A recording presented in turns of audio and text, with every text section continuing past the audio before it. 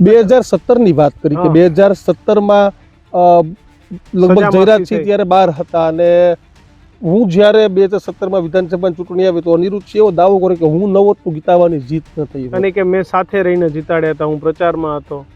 2017 ની અંદર જ્યારે પ્રથમ વખત મારા માતુશ્રી ગીતાબાને ભારતીય જનતા પાર્ટી દ્વારા ટિકિટ આપવામાં આવી ત્યારે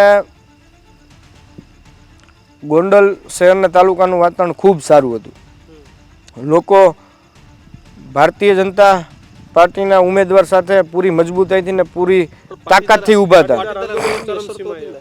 પણ હું ગોંડલ વિસ્તારની વાત કરું. ત્યારબાદ રીબડાના પ્રોપર રીબડા ગામની આપણે વાતચીત કરી તો એ બાબતે હું સ્વીકારું છું. અહીંથી મારે ખોટી વાત કરી અને ક્યાંય મારું ઊંચું દેખાડવાની કોઈ મારો એવો હેતુ કે મારો મતલબ નથી. ત્યારે અનિરુદ્ધસિંહે રીબડા ગામની અંદર અમારા પરિવાર માટે ભારતીય જનતા પાર્ટીના ઉમેદવાર ગીતાબા જાડેજા માટે થઈ અને રીબડા ગામની અંદર મહેનત કરેલી હતી, હું સ્વીકારું છું. ખાલી રીબડા પૂરતી છે? બિલકુલ. ત્યારે કઈ બાબત ઉપર સમાધાન થયું હતું?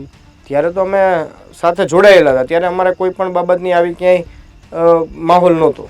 અચ્છા, એમને એક પણ એવું પણ કીધું કે જ્યારે મારી આ સજા માફી થઈ આ ત્યારે મારો પ્રશ્ન હતો કે ભાઈ ત્યારે તમને જયરાજસિંહે મદદ કરી હતી એમ આખી ઘટનામાં, એટલે એમને એવું કીધું કે આ કાગળ ઉપર જે હતું એ તો બધું કાનૂન પ્રમાણ હતું, સરકારની જે કંઈ અધિકારીઓના અભિપ્રાય હોય, સહીઓ હોય, આ તે બધું એ કાયદા કાનૂન પ્રમાણ હતું.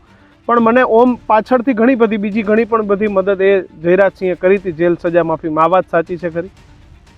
અનિરુદ્ધસિંહ પોતે તે તમારા ઇન્ટરવ્યૂ દરમિયાન તે પોતે વાત જે સ્વીકારે છે કે ભાઈ જયરાજસિંહ મારી સાથે એ સમયની અંદર હતા, તો એમને પોતે જે કોઈ વ્યક્તિ પોતે સ્વીકારતા હોય તો એના વિશે વધારે વિશેષ ક્યાંય ચર્ચા કરવાનો કોઈ મતલબ રહેતો નથી.